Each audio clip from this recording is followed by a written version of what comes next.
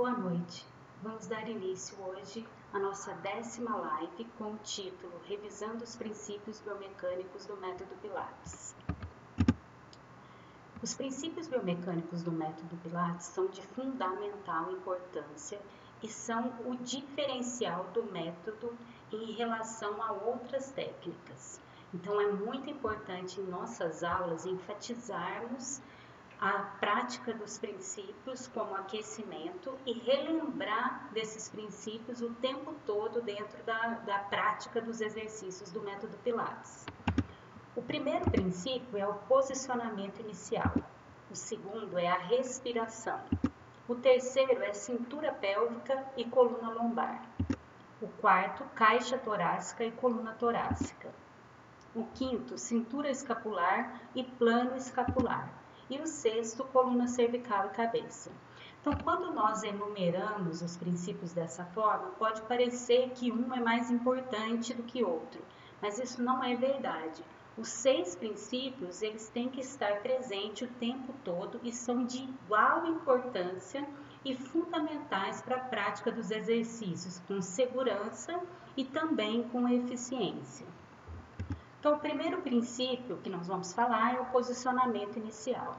Então, o aluno, para ele iniciar um movimento, para ele realizar um exercício, ele tem que conseguir fazer a posição inicial daquele exercício. Então, seja ela em decúbito dorsal, decúbito lateral, ventral, sentado, em pé ou ajoelhado, é importante que o aluno se posicione corretamente e que ele consiga fazer esse posicionamento. E o que nós podemos fazer em nossas aulas é ajudar os nossos alunos. Então, de que forma? A primeira coisa que eu vou fazer é colocar a pelve do aluno em alinhamento neutro. Então, eu vou colocar a espinha ilíaca antero-superior na mesma direção da sínfise púbica. Quando eu faço, eu coloco a pelve neutra, a lordose lombar, ela fica o mais próxima possível de uma lordose fisiológica. E isso que é importante para nós.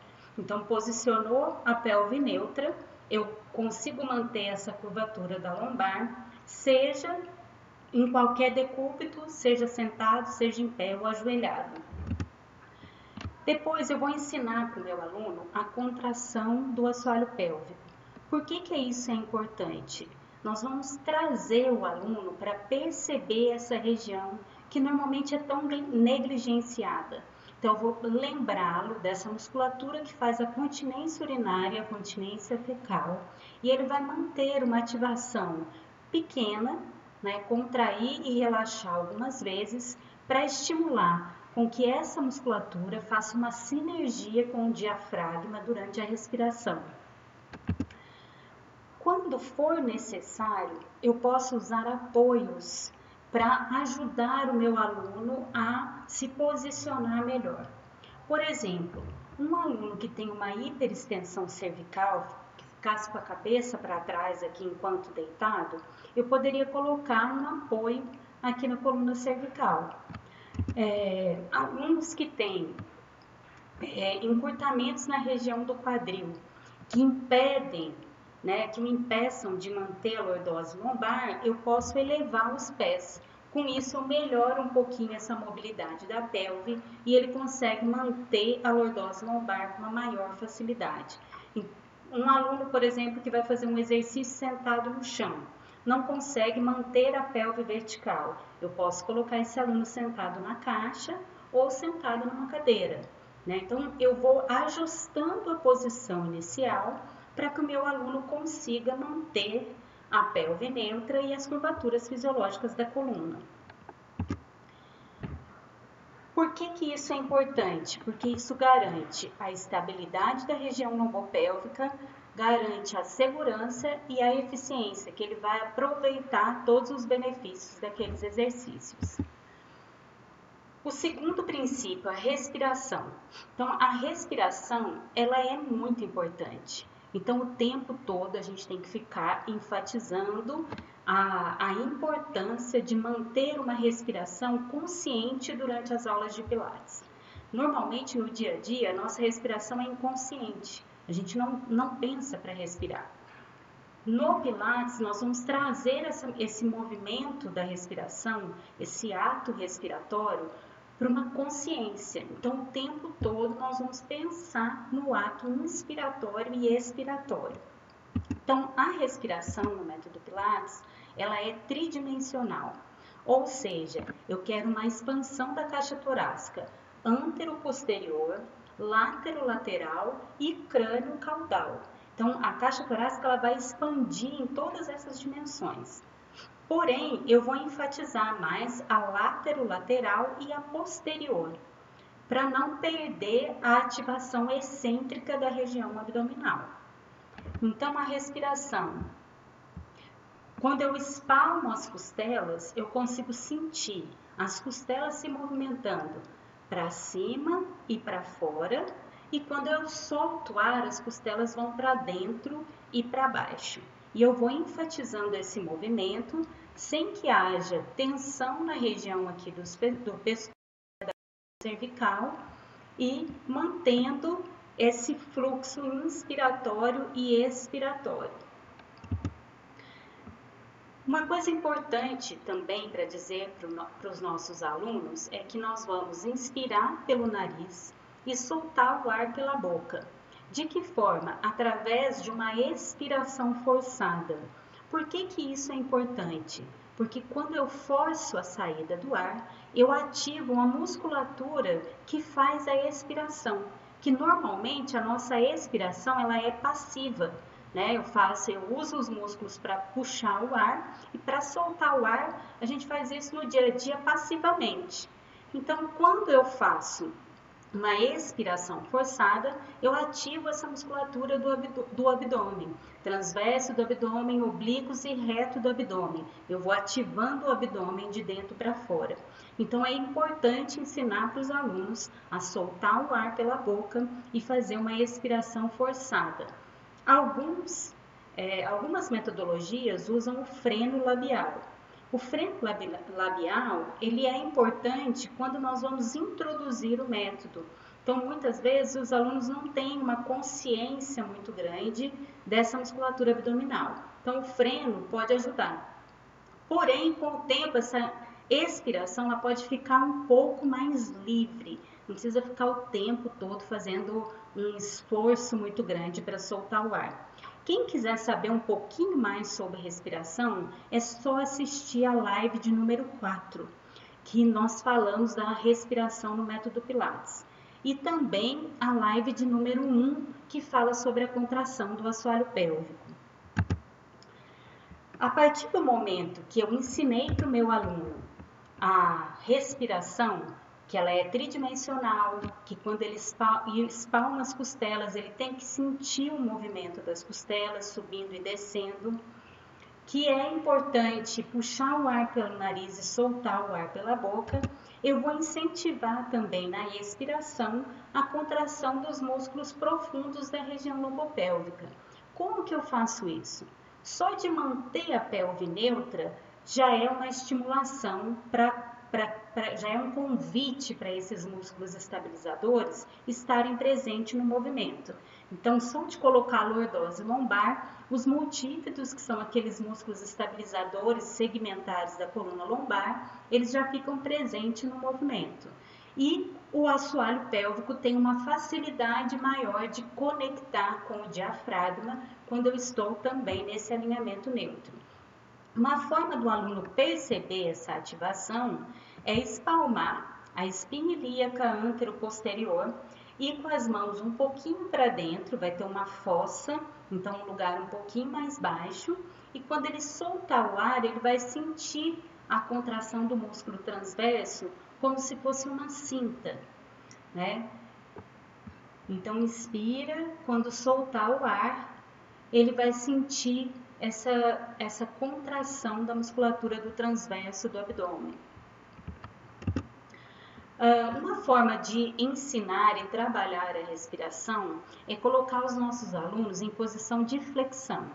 Quando o aluno faz uma posição de flexão anterior do tronco, ele vai impedir a expansão da caixa torácica anteriormente. Então, com isso, ele vai enfatizar mais a parte lateral e posterior da caixa torácica. Então, como a parte anterior vai estar bloqueada pela flexão, ele vai usar mais a parte lateral e posterior da expansão das costelas. Uma outra posição muito confortável para aprender o movimento da respiração é ficar em flexão em cima da bola, né? Com a bola, além da posição da flexão impedir, né, o movimento anterior das costelas, também ela traz um feedback proprioceptivo nessa região abdominal, que você vai sentir se o seu abdômen empurrar a bola, né? Então ajuda um pouquinho na propriocepção. E aí a pessoa vai inspirar, jogando o ar para trás e para o lado e soltar o ar pensando em descolar o abdômen da bola, né? Aumentando essa flexão anterior aqui da coluna.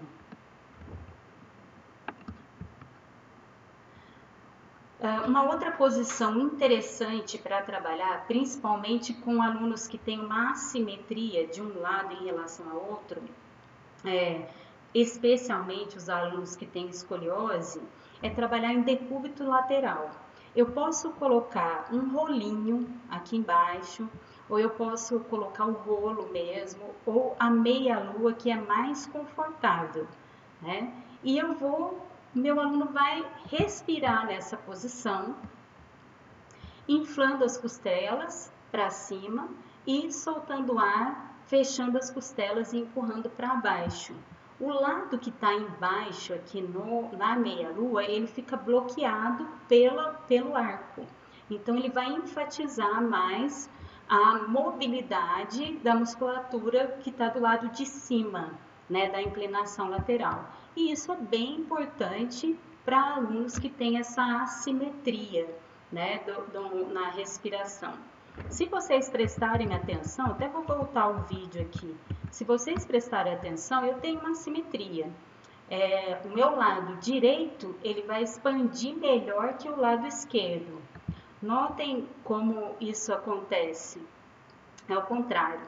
O lado direito vai expandindo mais e o esquerdo ele tem mais dificuldade. Olha como até o braço movimenta mais de um lado do que no outro, né? Então, normalmente, mesmo sem ter nenhum desvio na coluna, a gente pode apresentar essas assimetrias e no Pilates é uma oportunidade grande de trabalhar essas assimetrias que podem ocorrer no tronco. O terceiro princípio é a cintura pélvica e a coluna lombar. Então, nós já vimos na posição inicial que colocar a pelve em alinhamento neutro, mantendo essa lordose fisiológica lombar, é de extrema importância para a estabilidade lombopélvica e para a prática do método Pilates. Porém, nesse princípio, nós vamos desafiar esse posicionamento. Então, de que maneira? Primeiro, trabalhando a mobilidade. Então, é importante o aluno perceber que a pelve tem uma mobilidade e que essa mobilidade em retroversão e antiversão vai influenciar o posicionamento da coluna lombar, da pelve e do quadril. Então, vamos lá. Inspira, quando soltar o ar, ele vai fazer a retroversão. Inspira, retornando à posição inicial na pelve neutra e solta o ar fazendo a antiversão da pelve. Então, esse movimento, essa báscula posterior e anterior da pelve, vai ajudar o aluno a perceber melhor essa região e as possibilidades de movimento que ela tem. Isso vai proporcionar uma melhor percepção, um melhor controle na hora de fazer o desafio da dissociação de membros inferiores, que é o que nós vamos ver agora. Então, eu vou desafiar esse alinhamento neutro da pelve fazendo uma abdução com rotação externa do quadril, sem permitir que a minha pelve rode ou que o meu quadril oposto saia do chão. Quando eu faço esse movimento, eu estou desafiando a região lombopélvica em uma rotação e a musculatura tanto anterior quanto posterior tem que controlar a rotação para que ela não aconteça.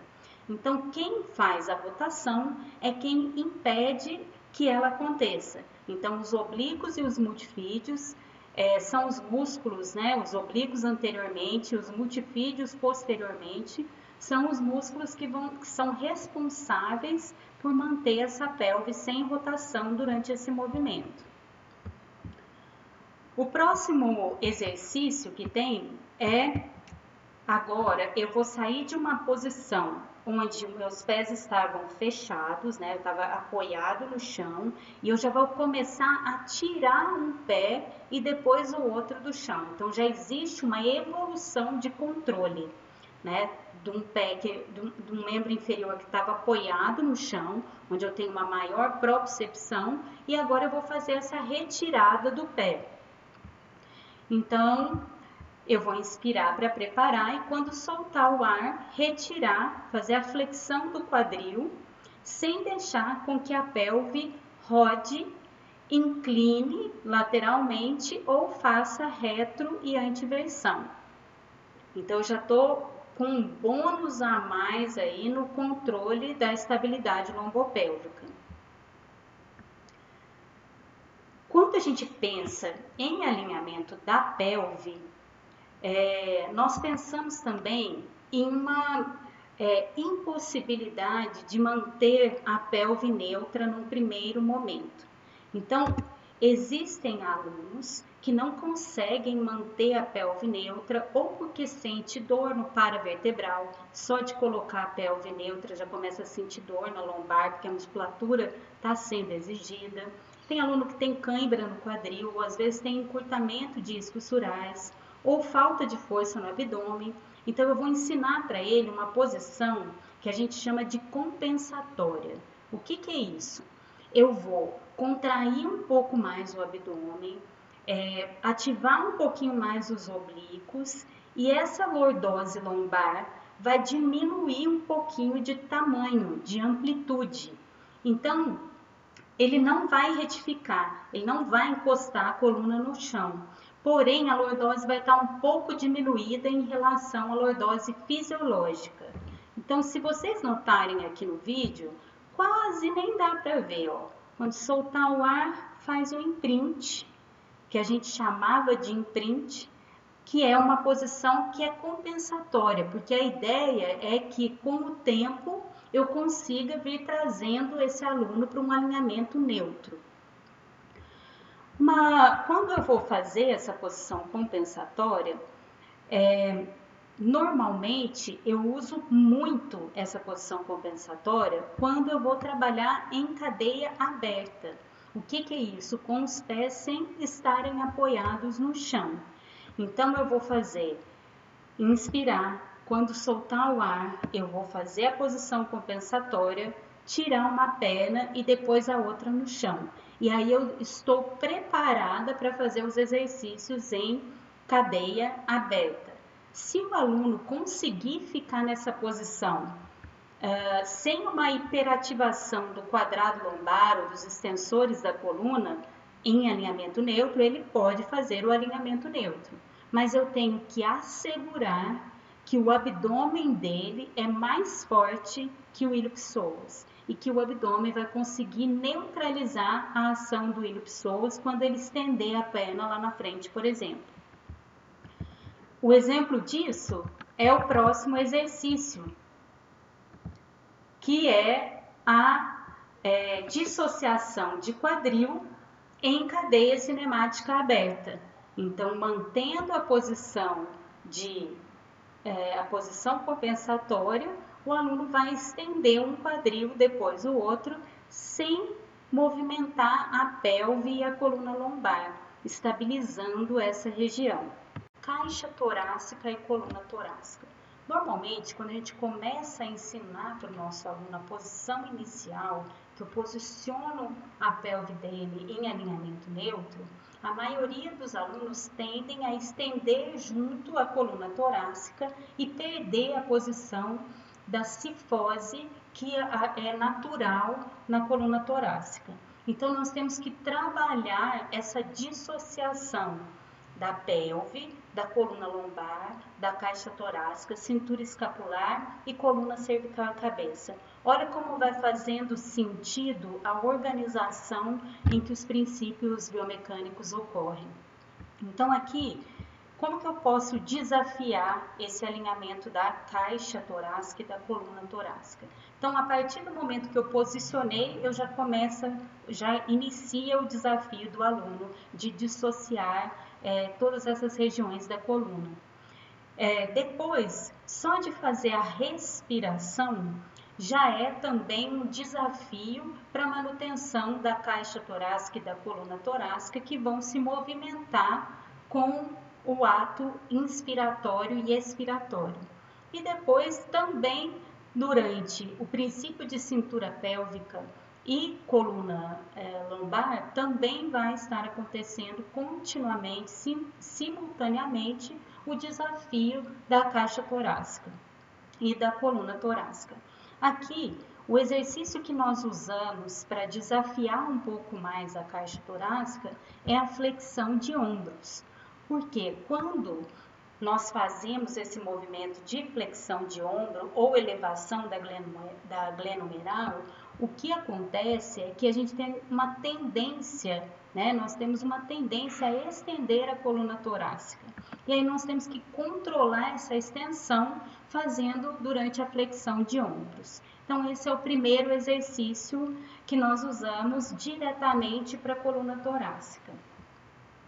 O próximo exercício é a dissociação das cinturas. Então, eu vou fazer o mesmo movimento, porém, eu vou fazer um movimento contralateral, desafiando essas cadeias musculares que nós temos cruzadas. Então, fica um grau de dificuldade aumentado em relação a fazer um movimento bilateral, que seria esse movimento. Sobe um braço e desce o outro. Sobe um braço e desce o outro. Então, fica um pouco mais difícil de controlar a estabilidade da caixa torácica e da coluna torácica.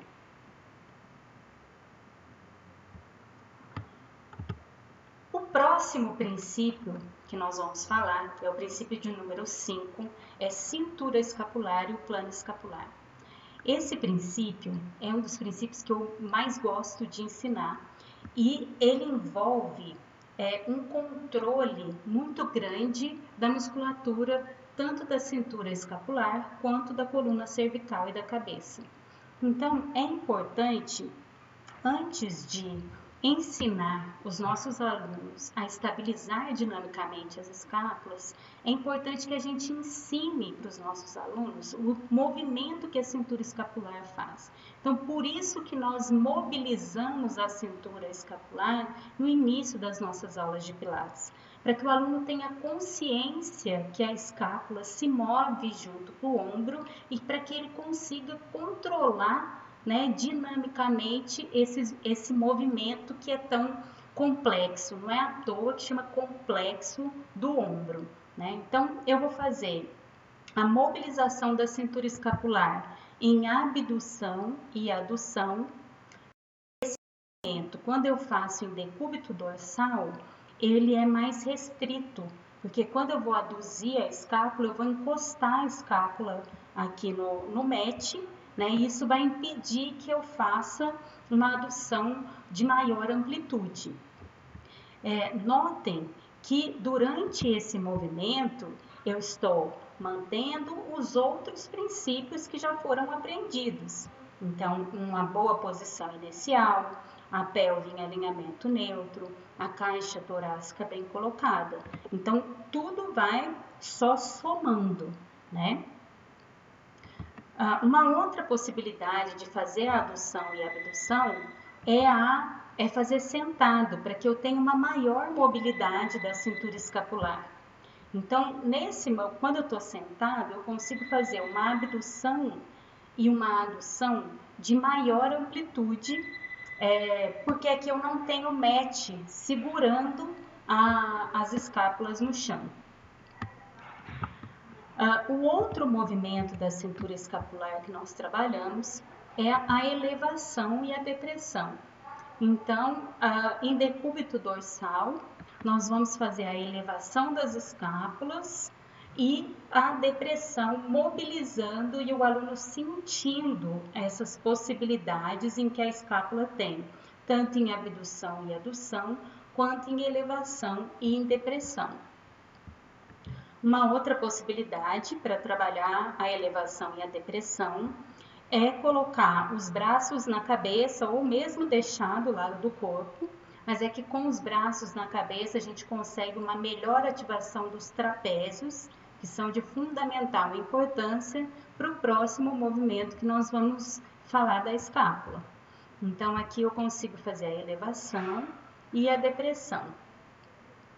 Notem no vídeo que a minha escápula direita, assim como na respiração que eu falei na live passada, ela tem uma melhor mobilidade quando comparada ao lado esquerdo. Olha como a elevação é menor. Isso pode ser devido às assimetrias, né? Eu sou destra, né? Eu movimento muito mais o braço direito do que o braço esquerdo. Então, pode ser um dos motivos de ter, que justifica essa assimetria de um lado e do outro. E o último movimento da cintura escapular, que é a rotação para cima e rotação para baixo, ou rotação para fora, rotação para dentro, ou ainda encontramos na literatura rotação lateral e rotação medial. Então, quando eu faço esse movimento de abdução, né, da glenomeral, eu vou fazer com que a escápula faça um movimento de rotação para cima e rotação para baixo. Esse movimento, a escápula deve estar coladinha no gradil costal o tempo todo, né? Então, ela não pode descolar do gradil durante esse movimento de rotação superior e rotação inferior da glenomeral. Esse movimento, ele é saudável para o ombro e ele deve acontecer durante os movimentos do Pilates que eu faço a elevação, seja a flexão ou a abdução da glenomeral. Então, a escápula ela tem esse movimento simultâneo durante o movimento da cintura escapular. Uma coisa que vale ressaltar é o plano escapular. Nós trabalhamos na Liberty Pilates dentro do plano escapular.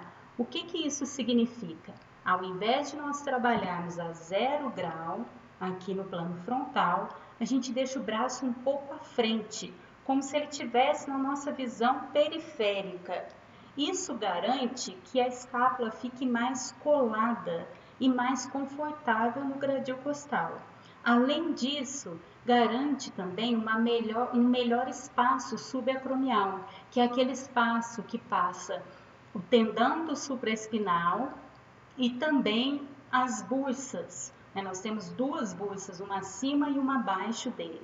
Então, é importante a gente ter essa manutenção desse espaço para que não haja compressão, o impacto dessas estruturas subacromiais. Além disso, o plano escapular promove uma maior força para os abdutores do ombro. Então, não justifica nós trabalharmos os abdutores do ombro em rotação interna. Nós vamos trabalhar sempre em alinhamento neutro ou em rotação externa. E, por fim, o último princípio é coluna cervical e cabeça, para coroar a nossa coluna. Então, a coluna cervical, ela deve acompanhar o movimento da coluna torácica em todos os planos de movimento. Então, se eu faço inclinação lateral, a coluna cervical e a cabeça vai acompanhar. Se eu faço uma torção, também extensão, flexão. Então, ela sempre acompanha o movimento da coluna torácica. E muitas vezes, no caso de uma flexão e uma extensão, nós iniciamos o movimento pela coluna cervical e pela cabeça. Então, no caso de uma flexão, antes de começar o movimento de flexão cervical, da coluna cervical, eu vou fazer uma flexão crânio-vertebral. O que é isso? Eu vou movimentar a cabeça nas duas primeiras vértebras da coluna cervical.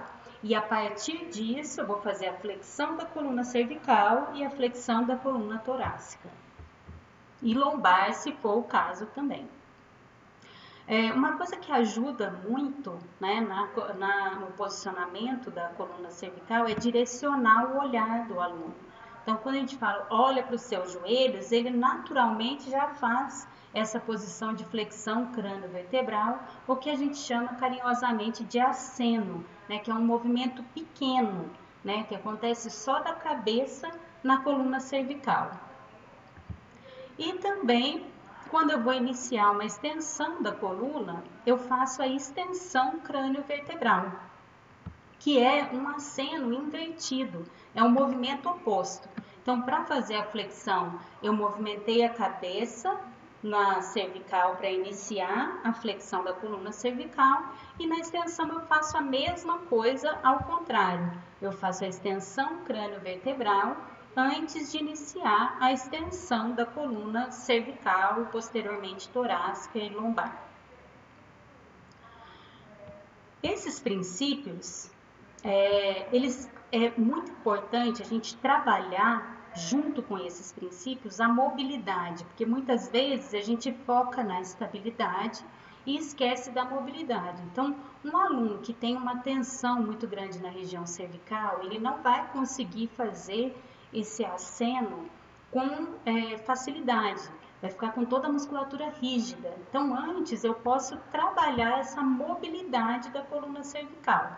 Então, vou pegar uma overball, vou deixar essa overball murchinha e colocar como se fosse um capacete, uma touca aqui atrás na cabeça, como mostra aqui no vídeo. E nessa posição, com a cabeça deslizando na overball, eu faço a extensão e a flexão da coluna cervical e da cabeça, as duas coisas acontecendo. Posso fazer também a rotação da coluna cervical.